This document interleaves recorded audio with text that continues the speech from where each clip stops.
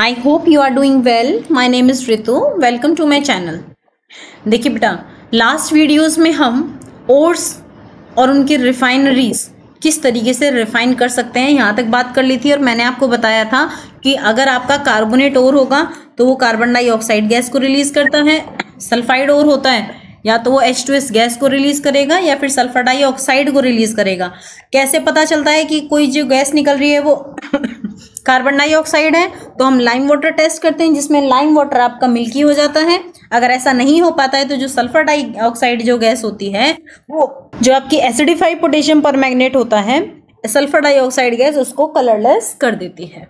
ठीक है, तो ये हमने लास्ट वीडियो में पढ़ लिया था और फिर ये सैंपल प्रॉब्लम थी। आई होप आपने ये सभी करके देख ली होगी और आपको समझ में आ गया होगा। अगर आपको फिर भी कोई डाउट है आप कमेंट सेक्शन में लिख सकते हैं ताकि मैं आपके डाउट को सॉल्व कर सकूं। नेक्स्ट जो टॉपिक आ रहा है दैट इज योर कोरोजन।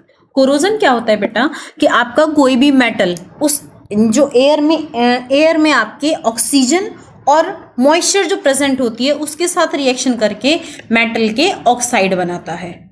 और ये जो मेटल का ऑक्साइड धीरे धीरे क्या करता है, ये आपके मेटल को टर्निश करने लगता है। टर्निश करता है मीन्स खराब करने लगता है। और ये प्रोसेस कॉन्टिन्यूसली चलती रहती है जिसकी वजह से आपका जो मेटल है वो वीक होने लगता है। तो इस केमिकल प्रोसेसेस की वजह से होता क्या है, आपका जो मेटल है धीरे धीरे इस एयर और इस वाटर के थ्रू ईट अप हो जाता है, खत्म हो जाता है। ठीक है, तो कहने का मतलब क्या है, कोरोजन क्या होता है, eating up of metal by the action of moisture air and moisture या फिर किसी केमिकल सब्सटेंस के थ्रू, चाहे वो एसिड हो सकता है।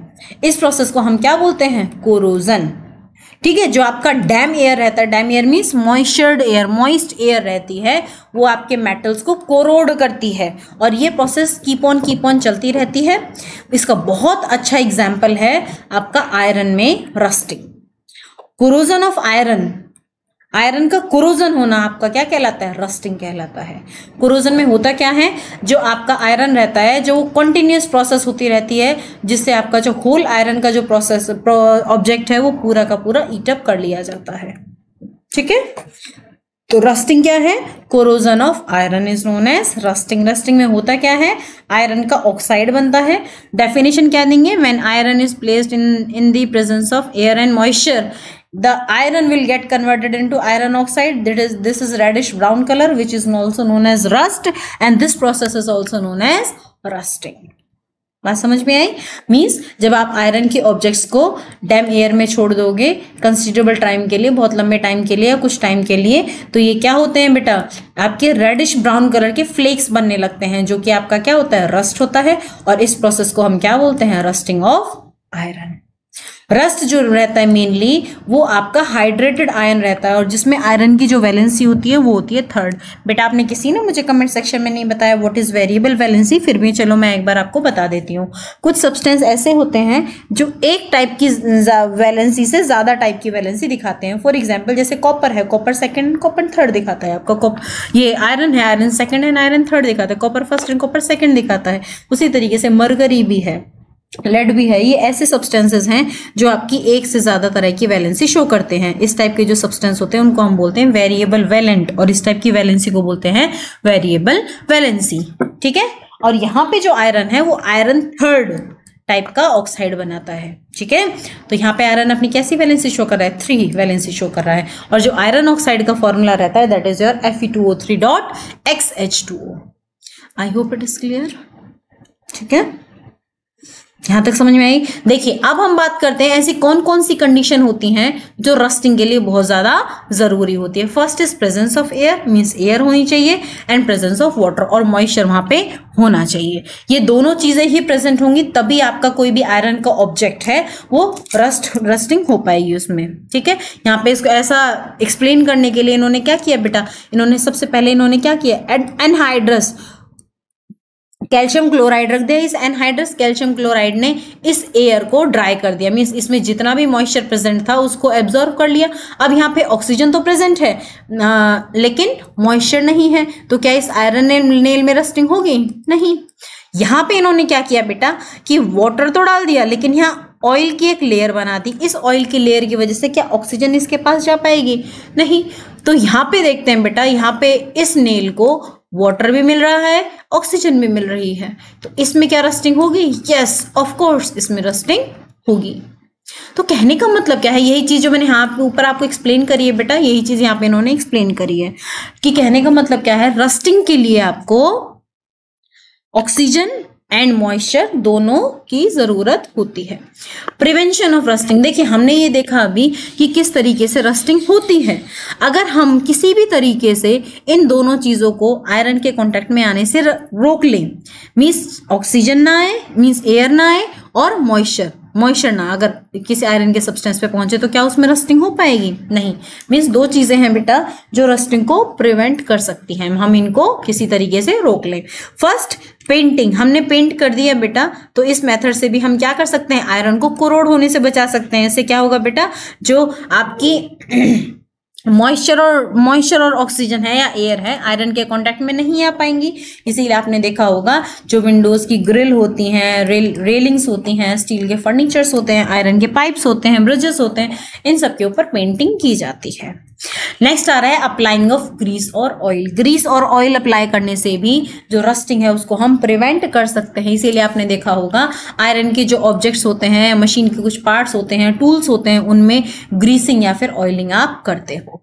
नेक्स्ट आ रहा है बेटा rusting can be prevented by galvanisation. Galvanisation क्या होता है बेटा, हमने आयरन के ऑब्जेक्ट्स पे एक थिन लेयर चढ़ा दी, किसकी? जिंक मेटल की। हमने क्या किया बेटा कि हमने एक थिन लेयर चढ़ाई, वो मोल्टन जिंक होता है, उसमें हमने कि जैसे ये बकेट है, मान लीजिए आयरन की बकेट है, हमने मोल्टन जिंक में इसको डिप कर दिया और डिप करके निकाल लिया, ठीक है। तो इसके ऊपर क्या होगा, एक जिंक की लेयर चढ़ जाएगी। अब ये जिंक क्या होगा, ऑक्सीजन के साथ रिएक्शन करके जिंक के ऑक्साइड में कन्वर्ट हो जाएगा, और जिंक का जो ऑक्साइड रहता है ये क्या होता है, पहली बात तो जिंक रिएक्शन नहीं करेगा, इनकेस अगर रिएक्शन कर भी लेता है तो जिंक ऑक्साइड एक टफ सब्सटेंस बनाएगा, ठीक है, जो आगे जिंक को कोरोड नहीं होने देगा, ठीक है।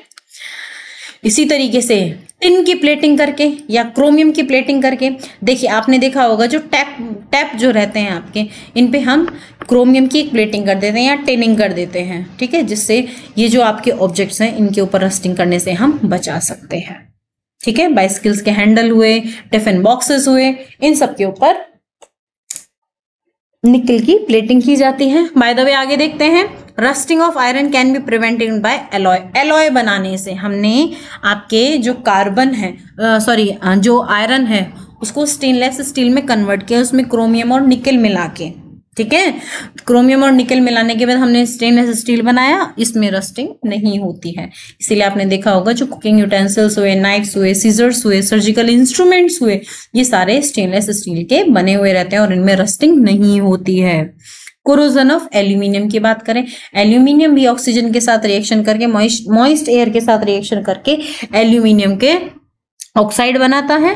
जो एल्यूमिनियम के वेसल्स होते हैं वो बहुत तेजी से अपनी शाइन को लूज कर देते हैं। उसका रीजन यही है क्योंकि जो एल्यूमिनियम का सरफेस है वो क्या करता है, इस मॉइस्ट एयर के साथ रिएक्शन करके एल्यूमिनियम का ऑक्साइड बना लेता है और बहुत तेजी से कोरोड होता है, ठीक है। एल्यूमिनियम की ऑक्साइड जो रहती है ये एल्यूमिनियम के ऑब्जेक्ट को प्रोटेक्ट करती है फर्दर कोरोड होने से। इमेजिन कीजिए ये आपके एल्यूमिनियम है, इसके ऊपर अगर एल्यूमिनियम ऑक्साइड की एक लेयर बन गई तो ये नीचे वाले एल्यूमिनियम को ऑक्सीजन के कांटेक्ट में आने से नहीं रोक लेगी, और जैसे ही ऑक्सीजन के कांटेक्ट में नहीं आएगा तो नीचे वाला जो एल्यूमिनियम वो कोरोड होने से बच जाएगा। बात समझ में आई, ठीक है। जो न्यूज वाली जो आपका कॉमन मेटल ये हाईली रेजिस्टेंट होता है एल्यूमिनियम में कोरोजन, ठीक है, बहुत तेजी से नहीं होता है। देखिए, a layer of aluminium oxide on the surface of the aluminium object can be made thicker by the electrolysis. हम इलेक्ट्रोलिसिस करके इस एल्यूमिनियम ऑक्साइड की लेयर को और थिक बना दें, और जैसे ही थिक बनाएंगे बेटा तो ये क्या होगा, आगे जो एल्यूमिनियम के ऑब्जेक्ट है उनको कोरोड नहीं होने देगी, और इस प्रोसेस को हम कहते हैं एनोडाइजिंग, क्योंकि हमें ये एनोड पर रखकर की जाती है, इसीलिए इसको क्या बोलते हैं, एनोडाइजिंग, ठीक है। आगे देखिए, anodising is a process of forming a thick layer of aluminium oxide on the aluminium object by making it anode during the electrolysis of diluted sulphuric acid, ठीक है। आगे देखिए, कोरोजन ऑफ कॉपर, आपको पता होगा जो कॉपर रहता है वो ऑक्सीजन के साथ कोरोड होकर कॉपर का कार्बोनेट बनाता है और कॉपर का हाइड्रेटेड बनाता है, ठीक है, हाइड्रोक्साइड बनाता है, और ये आपका ग्रीनिश कलर का सब्सटेंस रहता है, ठीक है।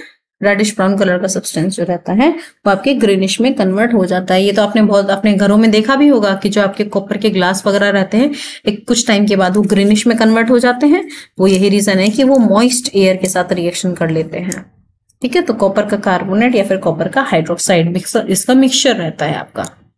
कोरोजन ऑफ सिल्वर, सिल्वर जो रहती है वो यूजुअली ऑक्सीजन के साथ रिएक्शन नहीं करती है, लेकिन मॉइस्ट आपके एयर में जो हाइड्रोजन सल्फाइड गैस रहती है उसके साथ ये रिएक्शन करके धीरे धीरे ब्राउनिश कलर में, ब्लैकिश कलर में कन्वर्ट हो जाती है। तो यहाँ पे आप देख रहे हैं कुछ आपके सिल्वर के ऑब्जेक्ट्स हैं, सिल्वर के कॉइन्स हैं, वो टाइम बाय टाइम धीरे धीरे कोरोड होने लगे। इवन आप अपने मम्मी की पायल वगैरह देखते होगे बेटा कि कुछ टाइम बाद वो ब्लैकिंग हो जाती है। ब्लैकनिंग किस वजह से होती है? क्योंकि जो सिल्वर है वो H2S गैस के साथ रिएक्शन करके सिल्वर का सल्फाइड बनाता है।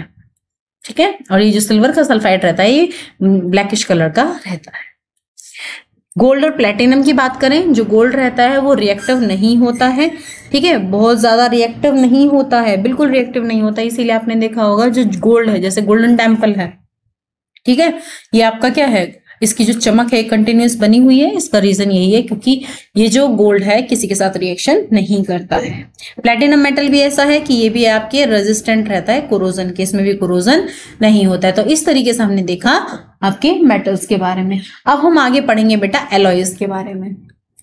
एलॉयज क्या होते हैं? जब आप किसी मेटल्स और नॉन मेटल्स को आपस में मिला दो, ठीक है, एक सर्टेन रेशियो में, जिससे क्या हो, आपका जो मेटल है उसकी जो क्वालिटी है वो इम्प्रूव की जा सके। ठीक है, इस तो आपका क्या बनता है? एलॉय बनता है। एक चीज याद रखिएगा, हम मेटल की malleability, ductility, hardness, resistance to corrosion, appearance, ठीक है, और स्ट्रेंथ, ये सारी चीजें बढ़ाने के लिए हम मेटल में या तो मेटल्स या फिर आपके नॉन मेटल्स को मिलाते हैं। ठीक है, फॉर एग्जाम्पल जब हम एल्यूमिनियम की बात करें, ये बहुत ज्यादा लाइट रहता है लेकिन ये स्ट्रांग नहीं रहता, इसीलिए हम इसमें क्या करते हैं, कुछ अमाउंट ऑफ कॉपर, मैग्नीशियम और मैग्नीज मिला देते हैं। और जैसे हमने ये मिलाया तो जो आपका ये एल्यूमिनियम है इसको हम क्या बोल देते हैं? Duralumin. ये आपका लाइट भी रहता है और ज्यादा स्ट्रांग भी रहता है। तो हमने देखा कि हमने इन मेटल्स को मिला के इस एल्यूमिनियम की जो स्ट्रेंथ है हमने उसको बढ़ाया। डन। तो कहने का मतलब क्या है, एलॉय आप क्यों बनाते हो? ताकि आप अपने मेटल्स की जो कैरेक्टरिस्टिक्स है उसको इंप्रूव कर सको।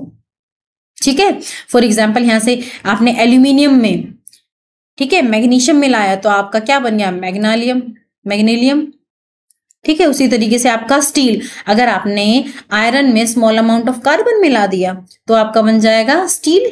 लेकिन अभी उसमें आपने स्टेनलेस स्टील कब बनेगा? जब आपने उसमें क्रोमियम एंड निकल मिलाया है तो आपका क्या बन जाएगा? Stainless steel. स्टेनलेस स्टील में रस्टिंग कभी नहीं होती है। ठीक है, जो एलॉय रहता है वो हमेशा आपका होमोजीनियस मिक्सचर रहता है, उसमें 2 और मोर देन 2 मेटल्स हो सकते हैं या नॉन मेटल्स भी हो सकते हैं। ब्रास जो है वो इसका एग्जांपल है, जिसमें आपका कॉपर एंड जिंक मिला हुआ रहता है। जबकि हम स्टील में बात करें तो आपका आयरन एंड कार्बन रहता है। ठीक है, बात समझ में आई बेटा? देखिए, जो एलॉय रहता है वो वेरियस जो मेटल्स हैं उनके मोल्टन फॉर्म में, जो रिक्वायर्ड प्रोपोर्शन में, हम या तो उनको ठंडा करके या गर्म करके या रूम टेम्परेचर पर मिक्स करके उनको प्रिपेयर कर सकते हैं। क्यों करते हैं बेटा? ताकि उनकी वो स्ट्रेंथ बढ़ सके, ठीक है, और जो हार्ड हो सके, वो अपने कॉन्स्टिट्यूएंट मेटल से कोरोजन से रेजिस्ट कर सकें, उनके मेल्टिंग पॉइंट और बॉइलिंग पॉइंट लो हो जाएं, ठीक है, उनकी इलेक्ट्रिकल कंडक्टिविटी बढ़ जाए। यही सारी चीजें हैं जिसकी वजह से आप वो एलॉयज बनाते हैं। यहीं आपके कुछ कॉमन एलॉयज हैं, ड्यूरा एलम, या जिसे आप ड्यूरेलियम कहते हैं या मैग्नीलियम कहते हैं, स्टेनलेस स्टील है, ब्रास है, ब्रोंज है, एमलगम है। एमलगम किसी में भी आप मरकरी को मिला दोगे तो एमलगम बन जाएगा। देखिए, ब्रास की बात करें, कॉपर एंड जिंक को मिलाया, ठीक है, 80% कॉपर 20% जिंक, तो क्या बन गया? आपका ब्रास बन गया। ये मैलिएबल भी अच्छा रहता है, स्ट्रॉन्ग भी रहता है और प्योर कॉपर से भी अच्छा रहता है। ठीक है, इसका भी कलर गोल्डन जैसा रहता है। ब्रोंज की बात करें बेटा, कॉपर एंड टिन का मिक्सचर रहता है, जिसमें 90% कॉपर रहता है, 10% जिंक रहता है। आपका टिन रहता है, आई एम रियली सॉरी। ठीक है, ये भी आपका कोरोजन से रेजिस्ट रहता है, इसीलिए जो आपके शिप्स रहते हैं, प्रोपेलर्स होते हैं, इन सबको इसी ब्रोंज से बनाया जाता है। ठीक है, सोल्डर की बात करें बेटा, इसमें आपका लेड एंड टिन रहता है, जिसमें 50-50% रहते हैं, 50% लेड रहता है, 50% आपका टिन रहता है। ठीक है, ये एलॉय जो रहता है ये आपका प्योर मेटल से अच्छा, इनका जो मेल्टिंग पॉइंट रहता है वो कम रहता है, ठीक है, और उसका बॉइलिंग पॉइंट भी, आपका मेल्टिंग पॉइंट भी कम रहता है, इसीलिए वेल्डिंग में इसका इस्तेमाल किया जाता है सोल्डर का। एमलगम, किसी भी सब्सटेंस में अगर आप मरकरी को मिला दोगे, मरकरी मेटल को मिला दोगे, तो वो क्या मिल जाएगा आपका एमलगम। गोल्ड, देखिए जो प्योर गोल्ड जिसे आप 24 कैरेट का गोल्ड कहते हो ना, ये आपका इतना सॉफ्ट रहता है कि अगर हमने इसकी ज्वेलरी बनाई तो ये इजीली क्रश हो जाएगा, इसीलिए हम इसमें क्या मिलाते हैं, या तो सिल्वर मिला देते हैं, कॉपर मिला देते हैं, जिससे इसकी हार्डनेस बढ़ जाती है, और जिससे 22 कैरेट या 23 कैरेट का जो गोल्ड रहता है, इसमें हम certain amount of silver and copper को ऐड करते हैं। ठीक है, वहीं आयरन पिलर ऑफ दिल्ली की एग्जांपल की बात करें बेटा, ये आपका Fe3O4 है। इस देखिए हुआ क्या, आपका जो आयरन है कुतुब मीनार से जब आप देखते हो आयरन मिलर, इसमें लो कार्बन स्टील है, ये वाला बेटा लो कार्बन स्टील है, ये 400 BC में इंडियन वर्कर्स के थ्रू बनाया गया था। ये रस्ट जो आयरन है, देखिए आपने देखा होगा कि यूजुअली आयरन में रस्टिंग हो जाती है, लेकिन ये जो आयरन है ये रस्ट फ्री है। इसमें हुआ क्या है कि इसके ऊपर आपने मैग्नेटाइट ऑक्साइड की एक पतली लेयर चढ़ा दी, जो था आपका मैग्नेटिक ऑक्साइड है आपका Fe3O4 की एक सरफेस पे एक लेयर चढ़ा दी, और फिर इसे एकदम गर्म करके आपके quenching process means rapid cooling से इसको बनाया गया है। और जब हम ऐसा करते हैं तो ये रस्ट फ्री हो जाता है। इससे देखिए हम ये कह सकते हैं कि जो ये आयरन पिलर है ये उस टाइम की मेटलर्जी का एक जीता जागता एग्जाम्पल है। मींस सोच के देखिए उस टाइम में भी मेटलर्जी काफी ज्यादा फेमस थी और इंडिया में बहुत ज्यादा प्रचलित भी थी। ठीक है, इस तरीके से ये चैप्टर आपका होता है पूरी तरीके से कंप्लीट। ये कुछ क्वेश्चन आंसर्स हैं। देखिए बेटा मैंने कोशिश करी है मैं एक एक लाइन के एक एक वर्ड को आपको एक्सप्लेन कर सकूं। Still you face any doubt, write down in comment section. और जो नेक्स्ट चैप्टर होने वाला है that is very interesting, that is carbon and its compound. Done. I hope you will enjoy this series as well. आपको videos पसंद आ रहे हैं, do like subscribe and share my channel. Thank you so much. मिलेंगे crash course में।